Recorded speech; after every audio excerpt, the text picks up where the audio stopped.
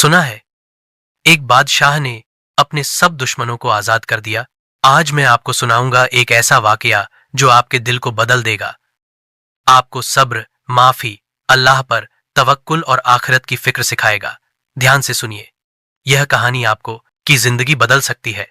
धुए एक पुराना मुस्लिम बादशाह था, बड़ा इंसाफ पसंद, मगर उसके दरबार में दुश्मन साजिशें करते, बदनाम करते, उसे कत्ल करने की योजना भी की। एक दिन साजिशी गिरोह पकड़ा गया, सब ने इकरार कर लिया, वह बादशाह को तिल्ल करना चाहते थे। दरबार में शोर मच गया, सब वजीर मशवरा देने लगे, इन सब को तिल्ल कर दें, ये आपके दुश्मन हैं। बादशाह ने सबको देखा और कहा, मैं अगर इन्हें तिल्ल कर दूं तो ये मेरा इंतहाम होगा, मगर अगर मैं उन्हें माफ कर दूं तो शायद अल्लाह भी मुझे मेरे गुनाहों पर माफ कर दे। सब हैरान रह गए। उसने हुक्म दिया, इन सब को रिहा कर दो, उनसे कहो कि ये मेरा दिल दुखा सकते हैं, मगर मेरे रब की रहमत से मुझे दूर नहीं कर सकते। इस घटना ने पूरे देश में हलचल मचा दी। लोग बादशाह की नरम दिली, धैर्य, भरोसा और अल्लाह से संबंध की मिसालें देने लगे।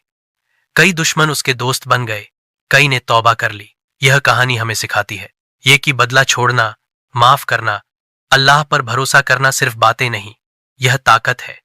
अगर हम भी दूसरों को माफ कर दें, अल्लाह से मांगे, मखलूक से नहीं, तो हमारे दिल नरम हो, समाज बेहतर हो, अल्लाह राजी हो। याद रखो, जो माफ कर दे वह सबसे बड़ा है, जो अल्लाह पर भरोसा करे वह कभी अपमानित नहीं होता। दोस्तों, इस घटना से सबक लो, माफ करना सीखो, धैर्य रखो, अल्लाह पर भरोसा करो, अपनी जरूरतें उसी से मांगो, रचना से नहीं।